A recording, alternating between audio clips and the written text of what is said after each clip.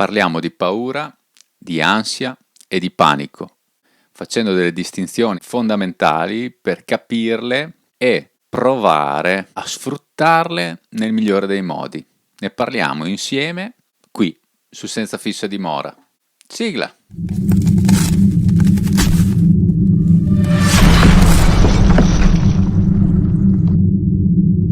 Ciao a tutte le videoamatrici e i videoamatori di Senza Fissa Dimora.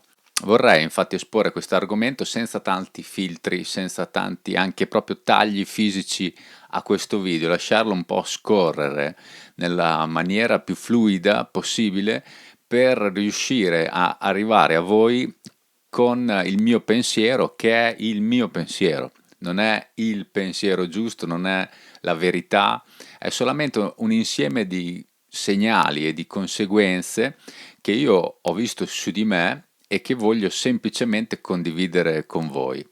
Il periodo che conosciamo tutti, cioè quello attuale, non favorisce la chiarezza, non favorisce la lucidità, anzi, siamo proprio in una situazione forzatamente di caos.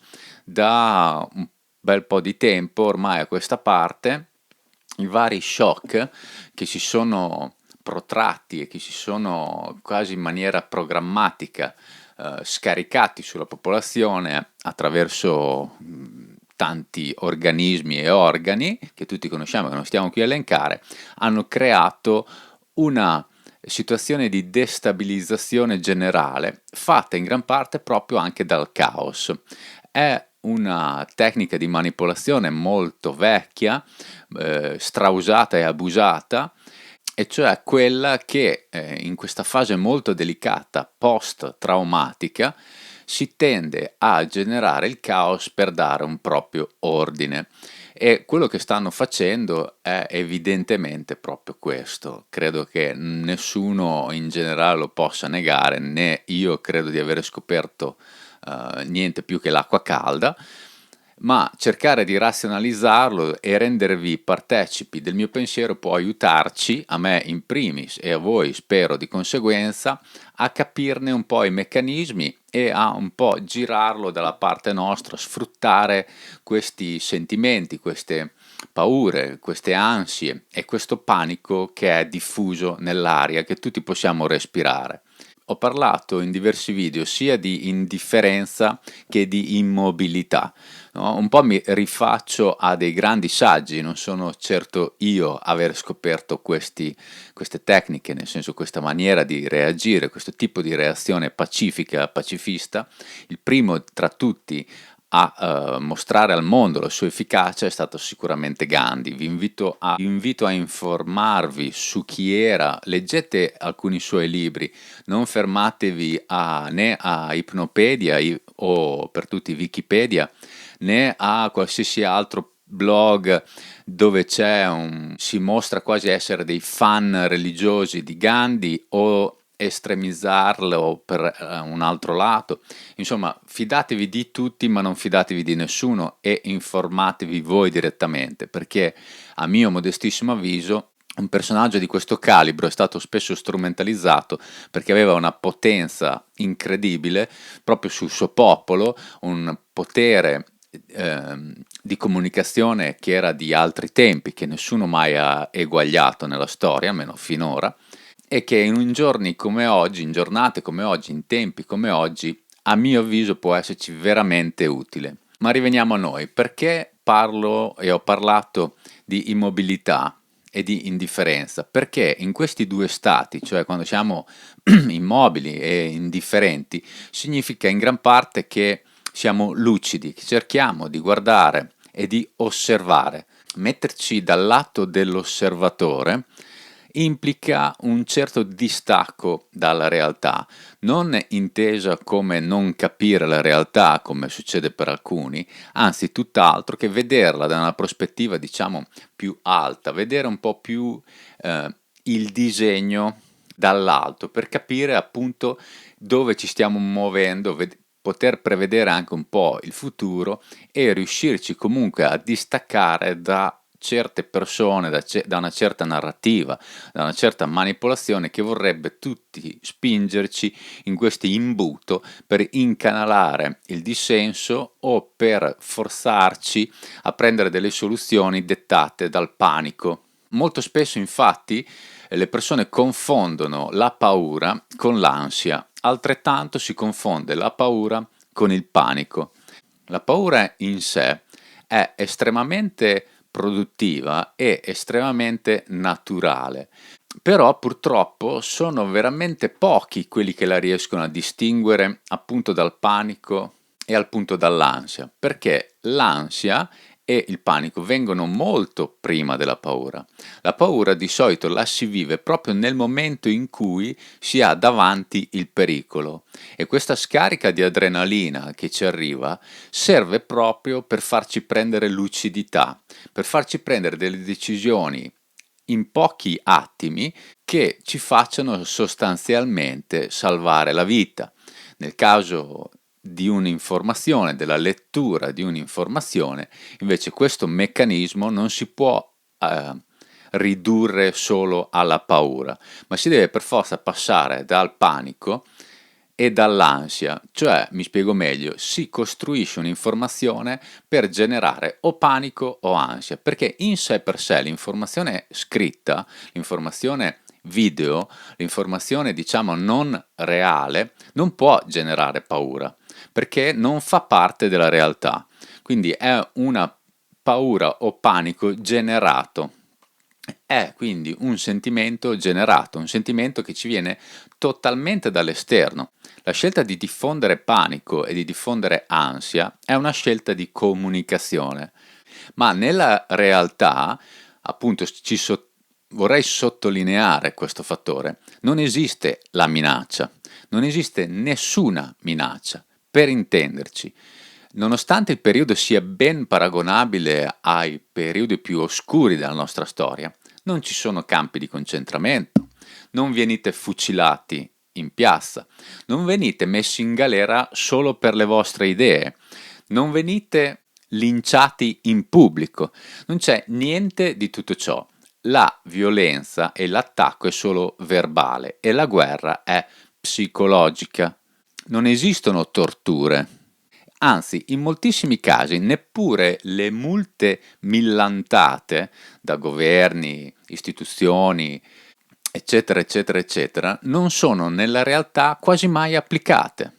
Per questo dico, dovete semplicemente non ascoltarli e ponervi in una situazione di indifferenza per avere la lucidità sufficiente per uno rispondere a chi vi attacca direttamente, sto parlando, le persone che fanno i pappagalli, quindi che ripetono questa propaganda che è nell'aria, nei giornali, nelle TV, ovunque, e la ripetono perché si stanno auto-ipnotizzando e autoconvincendo di una cosa che di reale non ha nulla, ma ripeto, diventa reale semplicemente se voi volete farla diventare reale. Quindi questa ansia, questo panico diventa reale se lo si assume.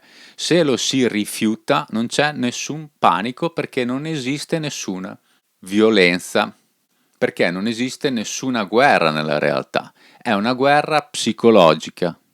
Ci sono persone che si sono andate a forare per paura di perdere il lavoro, per paura di non poter più andare al ristorante, per paura di morire, per qualsiasi paura si sono fatte forare. La domanda è, se noi non ci facciamo forare perché abbiamo paura, qual è la differenza tra noi e loro?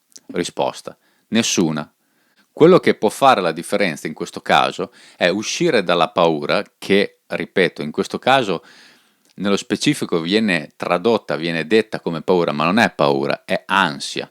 Le persone hanno ansia di perdere il lavoro, le persone hanno ansia di non poter andare al ristorante, hanno ansia di non poter viaggiare, perché non c'è la paura di non poter viaggiare. Si può avere paura di una montagna, di un'onda del mare, di un leone, di un animale pericoloso, di una persona con un coltello in mano. Si può avere paura di cose che esistono, non si può avere paura di cose che non esistono. Se esistono solo nella vostra mente non è paura, ma è ansia e questa ansia sviluppa panico. Quando voi siete in panico non prenderete mai le giuste decisioni e questo è una delle mete per cui viene diffusa la paura. Perché se siete nel panico, non prendendo più le buone decisioni, non sapendo più quali decisioni prendere, prenderete le decisioni che vi dicono di prendere. Seguirete il pensiero unico, perché siete nel panico, siete disorientati. Se voi non perdete il nord, non vi lasciate trasportare da questa narrazione, avrete sempre una motivazione vostra per non fare una determinata cosa. Nel caso specifico di non forarsi, non è la paura in me che non mi fa forare. Io ho 1000 motivi per non farlo. Posso non avere fiducia nel sistema, posso avere non fiducia in chi produce questi sieri, posso avere dei seri dubbi che funzionano, posso considerare molti rischi e pochi benefici. Posso anche considerarmi totalmente escluso dalle persone a rischio, cioè, posso avere una sfilza di ragioni infinita, ma quelle ragioni lì le perdo tutte se sono nel panico. Devo rimanere nella lucidità, anche per dimostrarlo agli altri. Ci sono sempre due possibilità. La prima è di distruggere, la seconda è di costruire. Noi siamo in grado di fare solo queste due cose, distruggere o costruire. Anche quando stiamo fermi, immobili, facciamo o una o l'altra. È una scelta. La stessa scelta si pone quando noi possiamo vivere una determinata situazione in una maniera estremamente positiva o estremamente negativa. Possiamo scegliere di soffrire o possiamo scegliere di non soffrire. La paura distrugge, il panico distrugge, la violenza distrugge. Gandhi sconfisse un esercito di inglesi senza armi, con la non violenza. Li mise in crisi. Gandhi passò 10 anni della sua vita in galera. Hitler neanche un giorno.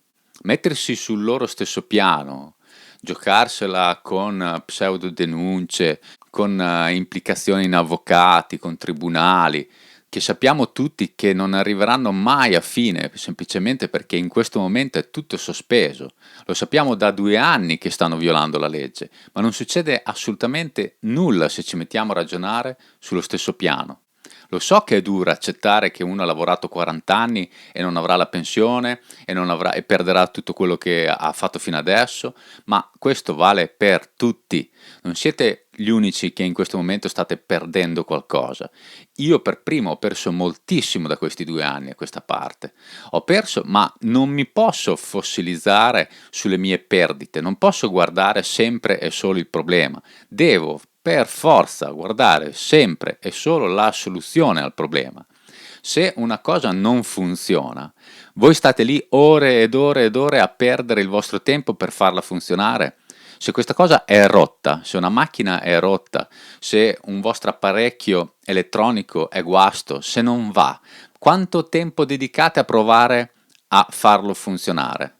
E quanto vale il vostro tempo a dedicare a farlo funzionare quando sapete perfettamente che è rotto, che non va più?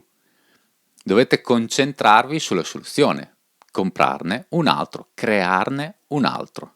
E non lo lasciate sicuramente lì nell'aria scappando a una velocità della luce. Non è la fuga la soluzione, non è il panico la soluzione, è semplicemente saper leggere i segnali e guardare lo spettro delle possibilità che avete attorno a voi. In quel modo lì potete trovare la vostra soluzione, che non è la mia. Quello che io posso fare, che possiamo fare tutti, è scambiarci le informazioni. Le informazioni in tempo di guerra possono essere fattore di vita o di morte e se parliamo di finanza possono essere fattore di ricchezza o di povertà. Usciamo dal panico, usciamo dall'ansia, acquistiamo la lucidità, prendiamo le distanze da quello che sta succedendo e troviamo le nostre soluzioni. Si tratterà di cambiare lavoro, cambieremo lavoro. Molto meglio rischiare di perdere tutto che vivere tutta la propria vita con il rimorso di non aver mai provato.